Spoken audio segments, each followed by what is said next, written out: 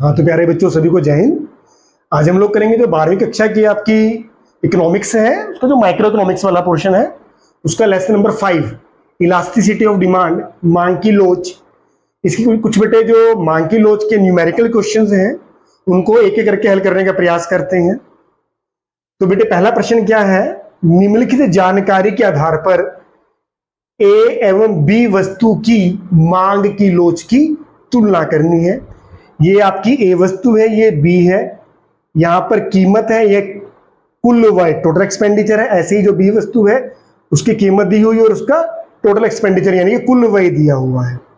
तो बेटे इन क्वेश्चंस को करने का आसान तरीका क्या है, एक छोटा सा डायग्राम बनाएंगे रफ में ऐसे करके, ओ एक्स ओ वाई, यहाँ पे प्राइस है, यहाँ पे टोटल एक्सपेंडिचर है, ठीक है,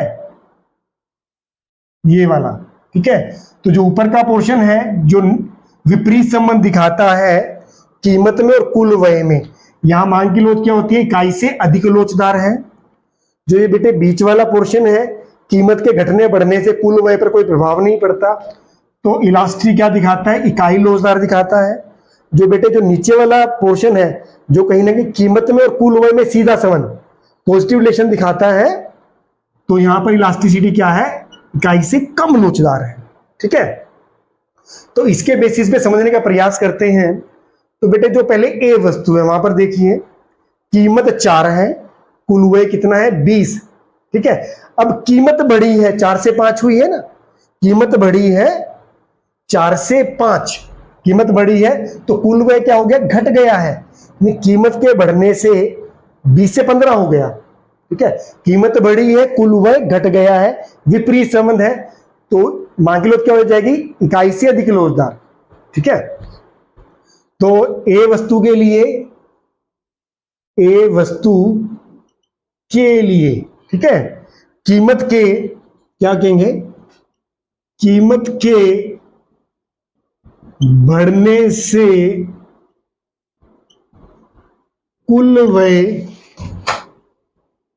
घट गया है, ठीक है।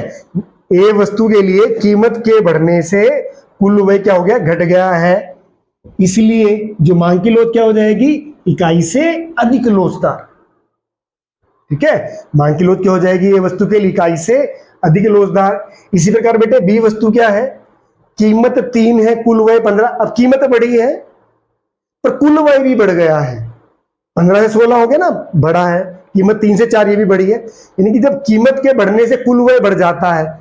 अब ये वाला पोर्शन है, जैसे देखिए मान लीजिए कीमत ओपी कुल व्यय ओ क्यों, कीमत बढ़ गई, OP1 कुल व्यय बढ़ गया है, कीमत बढ़ती है कुल व्यय बढ़ गया है, समझ में आ रही है।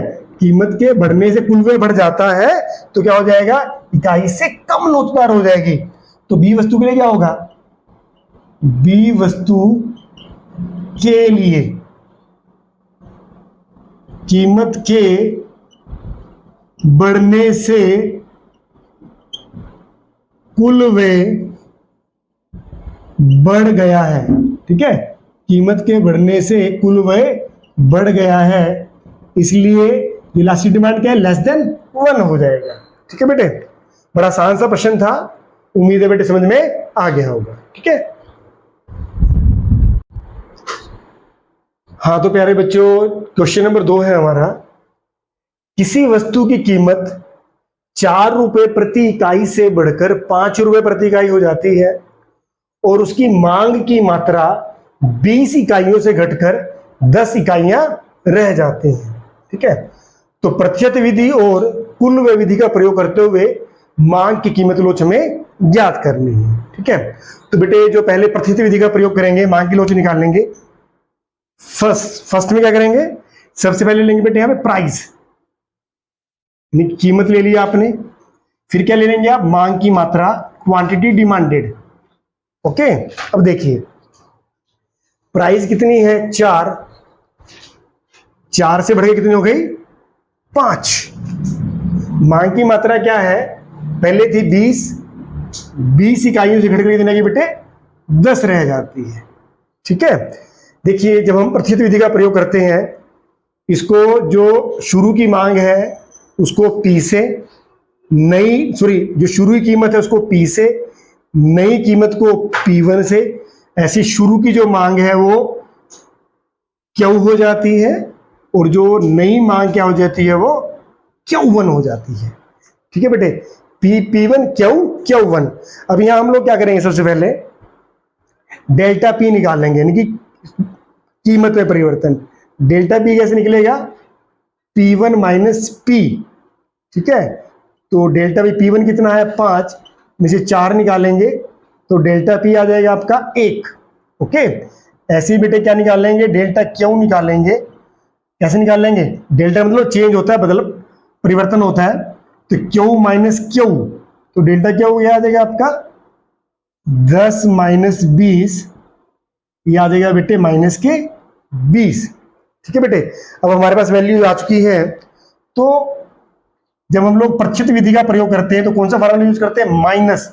माइनस क्यों है बेटे, क्योंकि मांग और कीमत में विपरीत संबंध पाया जाता है। तो माइनस P बटे Q मल्टीप्लाई डेल्टा Q बटे डेल्टा P, ये क्या है बेटे, मांग की कीमत लोच निकालने का फार्मूला है। तो अब वैल्यू रख दीजिए बेटे, माइनस P कितना है आपका, P आपका 4 है, Q कितना है बेटे आपका 20 है, डेल्टा Q कितना है आपका, डेल्टा Q बेटे माइनस का 20 है।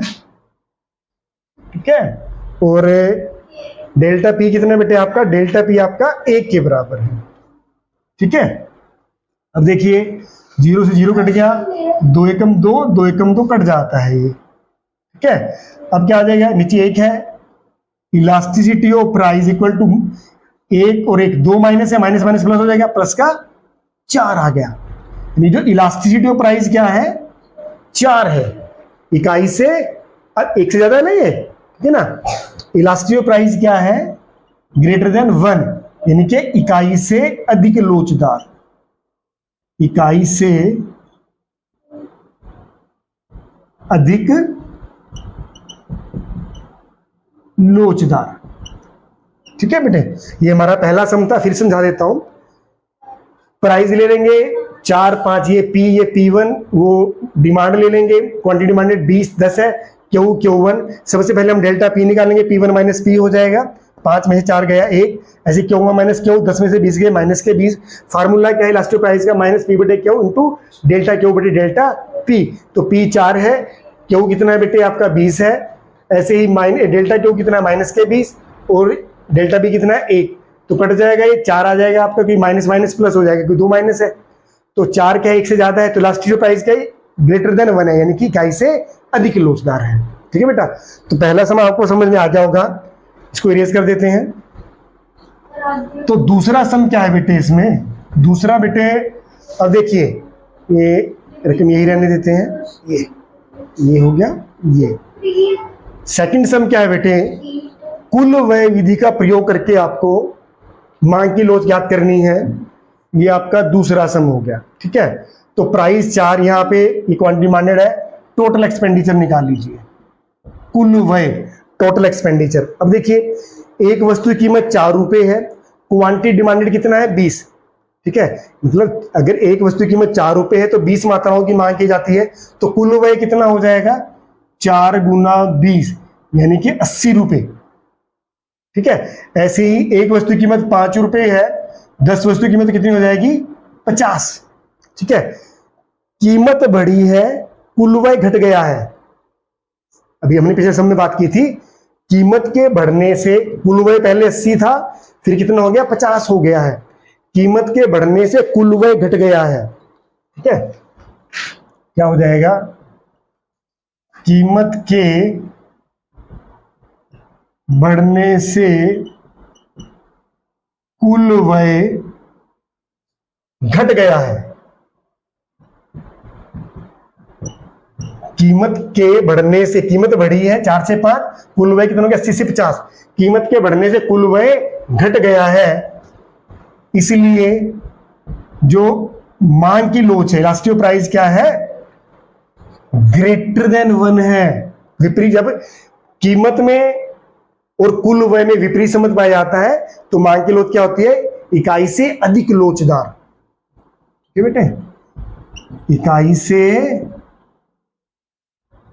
क्या हो जाएगा, इकाई से अधिक लोचदार। ठीक है, उम्मीद है बेटा आपको समझ में आ गया होगा, बड़ा आसान सा प्रश्न था। ठीक है, धन्यवाद।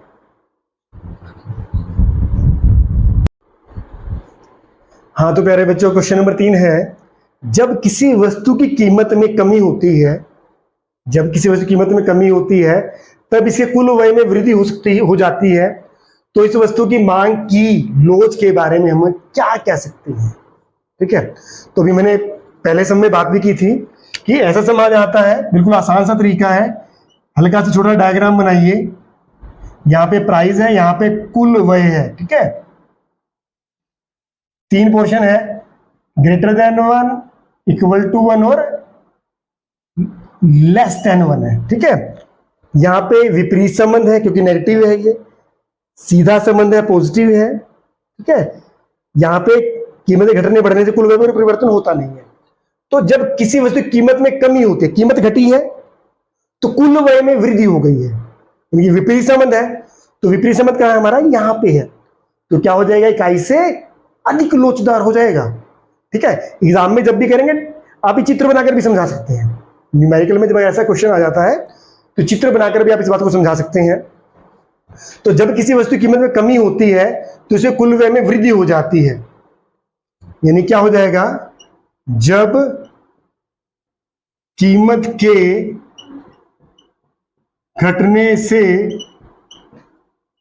कुल व्यय बढ़ जाता है तो मांग की लोच क्या होती है,